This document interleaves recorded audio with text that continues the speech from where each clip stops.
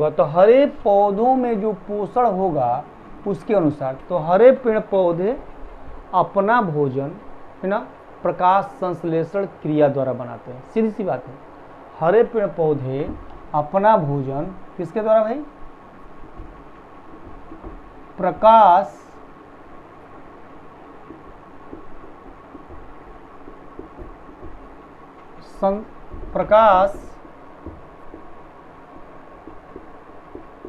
संश्लेषण द्वारा बनाते हैं।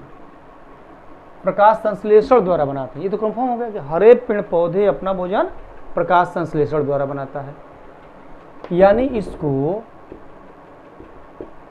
फोटोसिंथेसिस है कि नहीं? फोटोसिंथेसिस यानी हरे पेड़ पौधे जो अपना भोजन क्या बनाते हैं? प्रकाश संश्लेषण द्वारा बनाते हैं। अब प्रकाश संश्लेषण है क्या? प्रकाश और संश्लेषण, तो प्रकाश की तो एक निश्चित है कि इसमें जो होता है संश्लेषित करता है, तो प्रकाश को इसमें संश्लेषित होता है। तो परिभाषा हो गया प्रकाश संश्लेषण किसे, फोटोसिंथेसिस किसे कहते हैं। तो प्रकाश संश्लेषण का डिफिनेशन हो गया कि वे जो है हरे पेड़ पौधे जो अकार्बनिक पदार्थों द्वारा सूर्य के प्रकाश तथा क्लोरोफिल के उपस्थिति में अपना भोजन क्या बनाता है? स्वयं बनाता है, उसी को हम कहते हैं प्रकाश संश्लेषण। बात समझ में आ गई? बिल्कुल एक सिंपल सा प्रकाश संश्लेषण किसे कहते हैं? तो सूर्य के प्रकाश तथा क्लोरोफिल के उपस्थिति में हरे पेड़ पौधे अकार्बनिक पदार्थ कार्बन डाइऑक्साइड तथा जल से लेकर अपना भोजन ग्लूकोज या मंड के रूप में बनाता है और इनमें ऑक्सीजन गैस निकालता है, उस क्रिया को हम प्रकाश संश्लेषण कहते हैं। तो कई विधि से जो है इस डिफिनेशन को बताया। फिर से एक बार रिविजन्स कि प्रकाश संश्लेषण होता क्या है। तो कहता है कि हरे पेड़ पौधे अपना भोजन यानी ग्लूकोज और कार्बनिक पदार्थ कार्बन डाइऑक्साइड और जल द्वारा बनाता है और इनमें ऑक्सीजन गैस निकलता है, उस क्रिया को हम बोलते हैं प्रकाश संश्लेषण। देखो आप 6CO2 प्लस 6H2O क्लियर, और बन जाता है C6H12O6 प्लस 6O2। ये प्रकाश संश्लेषण की रिएक्शन से जिसकी क्या जरूरत है? सूर्य का प्रकाश,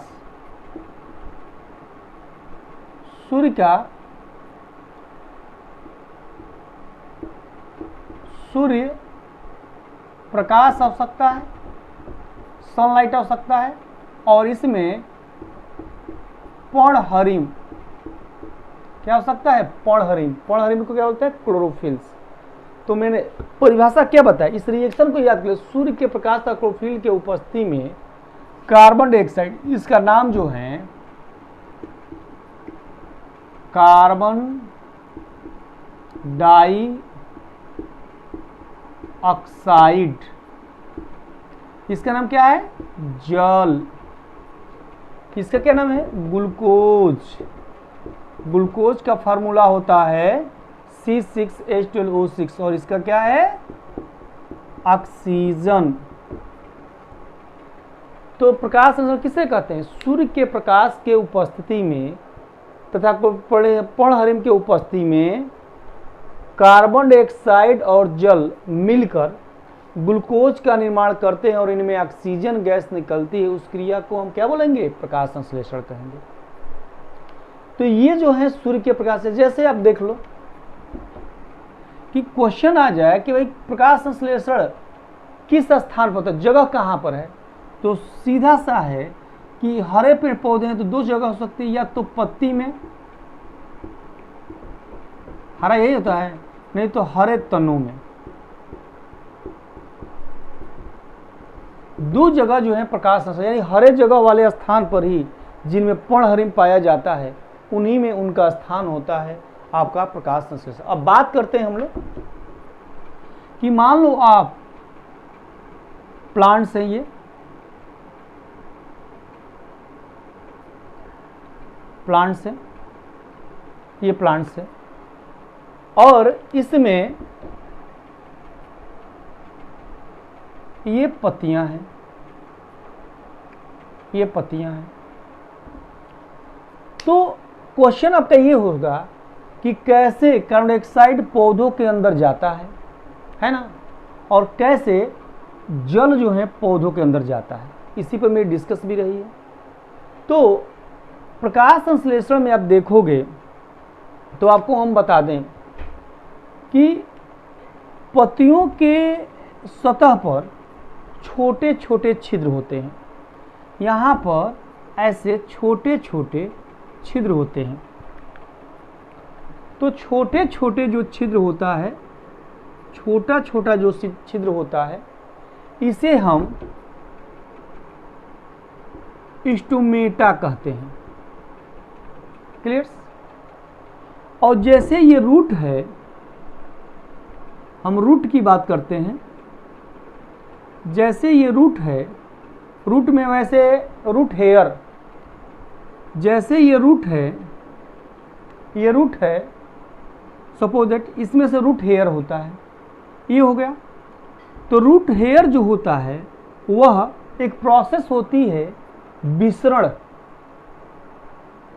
ठीक ना, और एक प्रोसेस होता है ना ओस्मोसिस, यानी परासरण।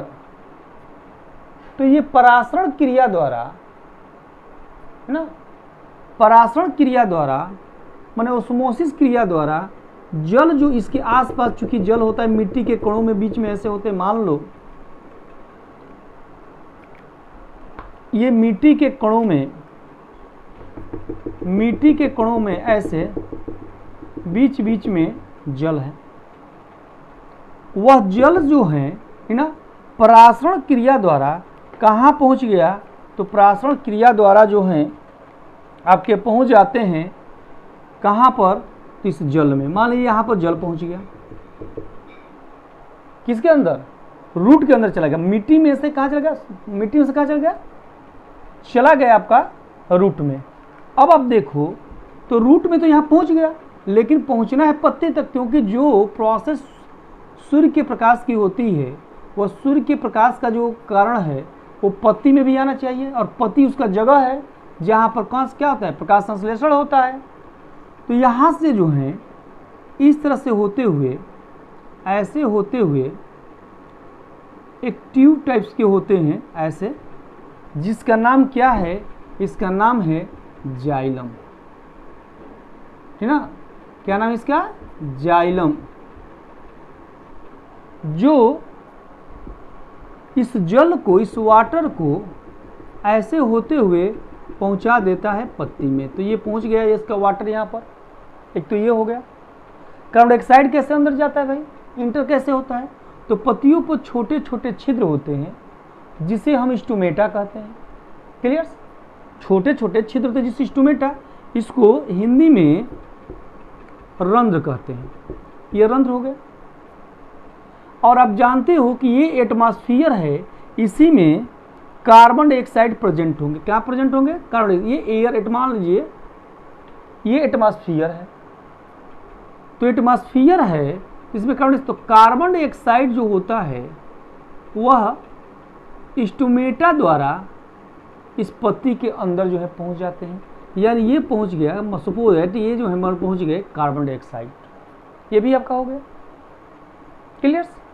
अब हम करेंगे क्या कि मुझे तो ये भी मिल गया, ये भी मिल गया, मुझे चार चीज नेसेसरी चाहिए। किसके लिए? प्रकाश संश्लेषण के लिए।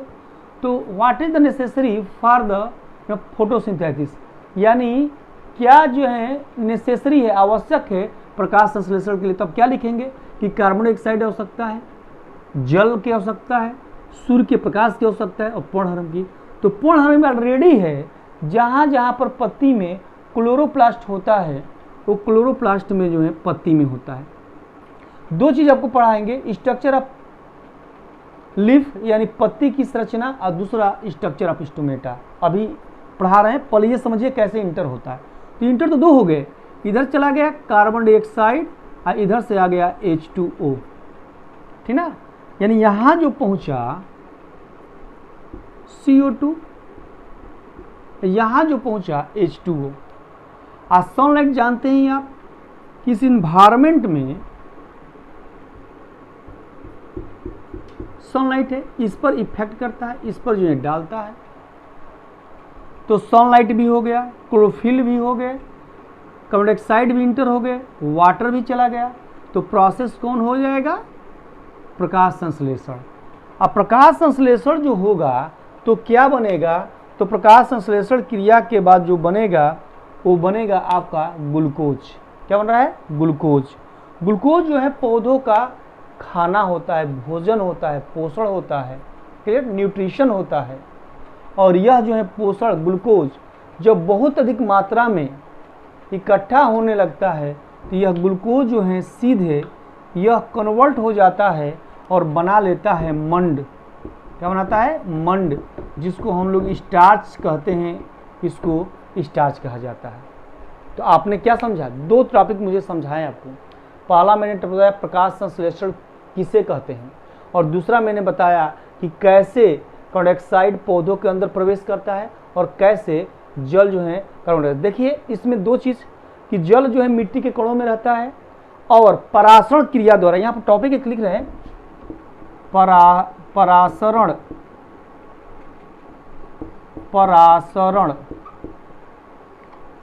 क्रिया द्वारा, ये शब्द है क्रिया द्वारा, जल जो है जड़ के अंदर जाता है और ये धीरे धीरे जो है पहुंच जाता है पत्ती में। किसके द्वारा भाई?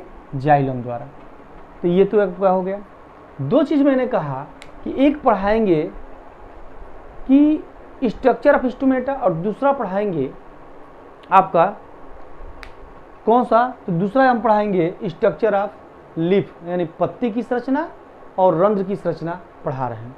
तो देखिए आप सबसे पहले इसमें ये पूरी कंप्लीट समझ में आई होगी। स्क्रीनशॉट लेना चाहते स्क्रीनशॉट आप ले सकते हो।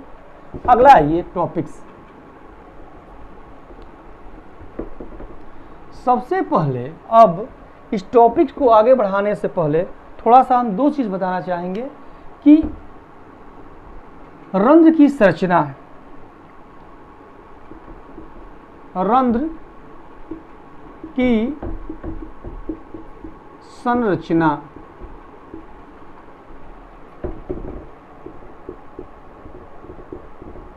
स्ट्रक्चर ऑफ स्टोमेटा, स्टोमेटा ये मेरा टॉपिक है। आप देख लो, एक चीज़ और बता दें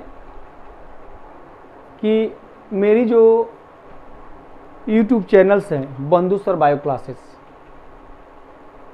वो जो हैं दोनों मीडियम में, इंग्लिश और हिंदी दोनों मीडियम में आपको इस टीना चैनल पर मिल जाएंगे और अच्छे तरह से आप टीना इसको समझ सकेंगे कि इंग्लिश और हिंदी दोनों में जो है पढ़ाया जाता है। तो आपको आने वाले फ्यूचर में भी 9th और 10th लेवल पर आपको केमिस्ट्री भी मिलेंगी सब्जेक्ट इस चैनल पर।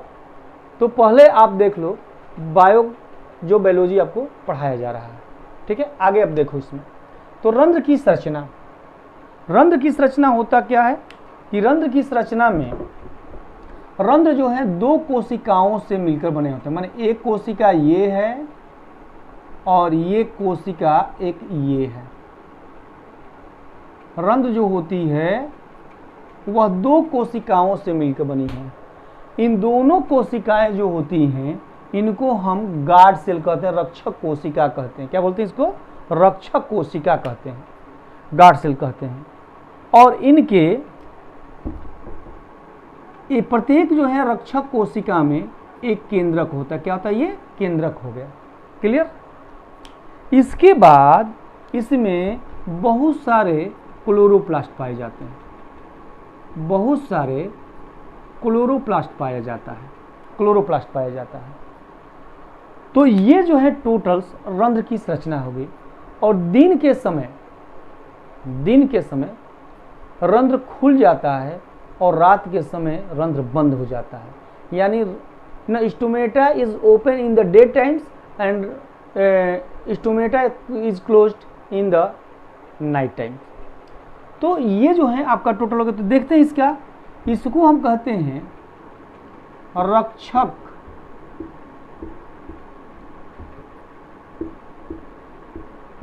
और रक्षक कोशिका, रक्षक कोशिका।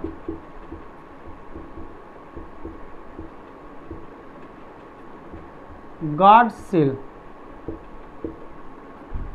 इसका जो ग्रीन कलर का दिख रहा है अब दिखाई दे रहा है, इसको बोलते हैं क्लोरोप्लास्ट, हरित लवक। क्या है भाई? हरित लवक। और ये जो रेड कलर का दिखाई, इसका नाम है केंद्रक। क्या नाम है? केंद्रक। इसको बोलते हैं क्लोरोप्लास्ट, क्लोरोप्लास्ट। और इसको बोलते हैं न्यूक्लियस। क्लियर? अब देखो इन दोनों के बीच में ऐसे आप देख सकते हो, इन दोनों के बीच में ऐसे एक छिद्र होता है जिसे स्टोमोडल पोर कहते हैं। क्या बोलते हैं इसको? स्टोमोडल पोर। इसको बोलते हैं रंध्री छिद्र, रंध्री छिद्र कहते हैं, छिद्र कहते हैं, स्टोमोडल पोर कहते हैं। तो ये जो है रंध्र की संरचना हो गया, समझ में आया? तो ये रंध्र की संरचना हो गए। ये दिन के समय खुल जाते हैं और रात के समय क्या होते हैं? बंद हो जाते हैं। ये टोटल्स, ये रंध्र की संरचना होगी। भाई कहेंगे कि रंध्र कैसे खुलता है और कैसे, तो देखिए कई चीज़ों पर डिपेंड करता है। एक तो हाइड्रोजन की सांद्रता पर निर्भर करता है ना, तो ये जो है हो गया। इसके बाद कुछ प्रकाश पर भी निर्भर करता है, तेज और अधिक होने पर भी ये निर्भर करता है। तो खुलने का तरीका कई तरह से है, कई मेथड्स हैं।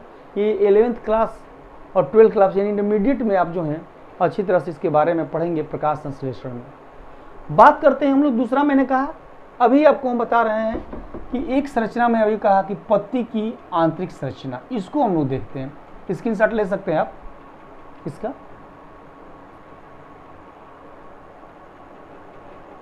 अब हम चलते हैं पत्ती की आंतरिक संरचना, इसको हम लोग देखते हैं। पत्ती की आंतरिक संरचना में, है ना, आप आइए,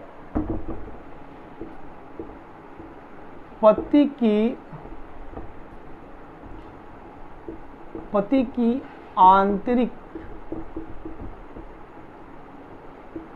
आंतरिक संरचना, structure of, internal structure of, internal structure of leaf की बात करते हैं हम लोग। तो इंटरनल ऑफ ना स्ट्रक्चर थोड़ा सा देख लिया जाए कि पत्ती जो होती है,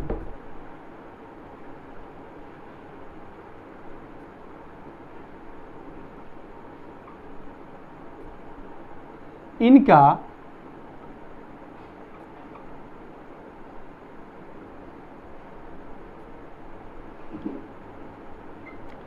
इनके दो जो है आउटर मेम्ब्रेन होता है।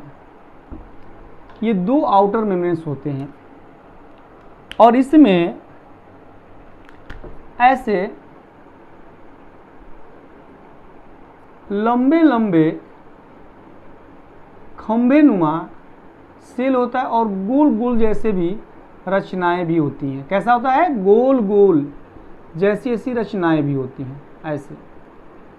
इनके बीच में वैस्कुलर बंडल भी होता है। तो ये वैस्कुलर बंडल्स भी होते हैं, ऐसे गोल गोल संरचनाएं भी होता है, ऐसे सेल्स होते हैं। तो इसको बोलते हैं, आपको और बता दें, इसमें सब में क्लोरोप्लास्ट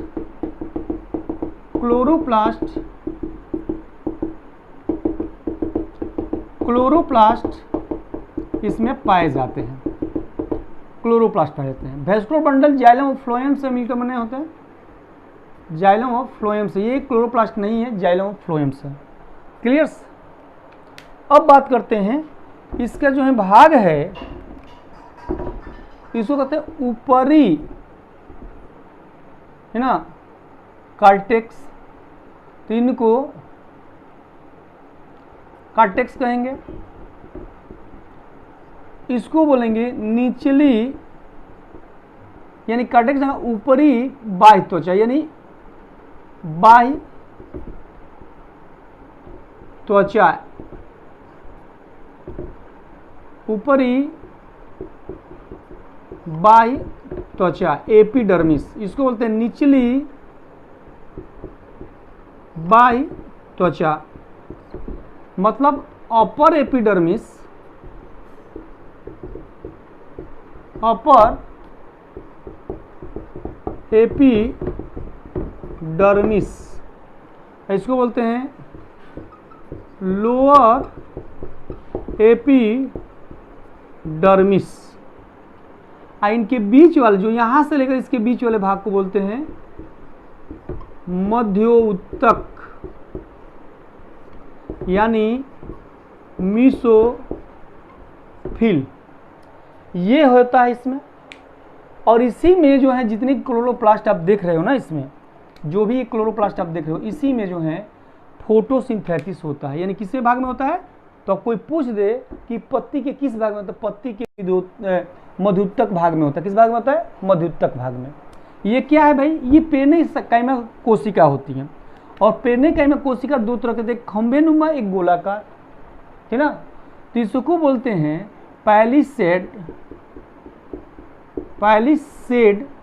है ना, कोशिका। और इसको बोलते हैं स्पंजी कोशिका। कौन सी कोशिका? स्पंजी कोशिका। और पॉलीसेड कोशिका। ये दो तरह के, दोनों क्या आते हैं? पेरेनकाइमा। और नहीं तो दूसरा नाम नहीं, तो इसको बोलते हैं इसको बोलते हैं मृदुत्तक। कौन सी कोशिका? मृदुत्तक कोशिका। ये कौन सी कोशिका है? दोनों। तो दोनों जो हैं मृदुत्तक कोशिका होती हैं। तो ये है पत्ती की आंतरिक संरचना। तो ये दोनों टॉपिक आपको मैंने पढ़ाया, स्टोमेटा का, है ना, पत्ती की आंतरिक संरचना। ये हमारी जो है डिस्कस जो है आज का, है ना, पौधों में, ना हरे पौधों में पोषण में इतना आपको बताया। अगले अगर हमारे वीडियो में चलेंगे, है ना, प्रकाश संश्लेषण के कितने जो है पदक्रम होते हैं। तो आपको जो है ऐसे ही मेरे चैनल को सब्सक्राइब करते रहिए। आप हमें कमेंट कीजिए, हम आपके लायक वीडियो हमेशा डालेंगे। आपका जो है सबसे बड़ी इंपॉर्टेंट से लाइक करें, शेयर करें। धन्यवाद।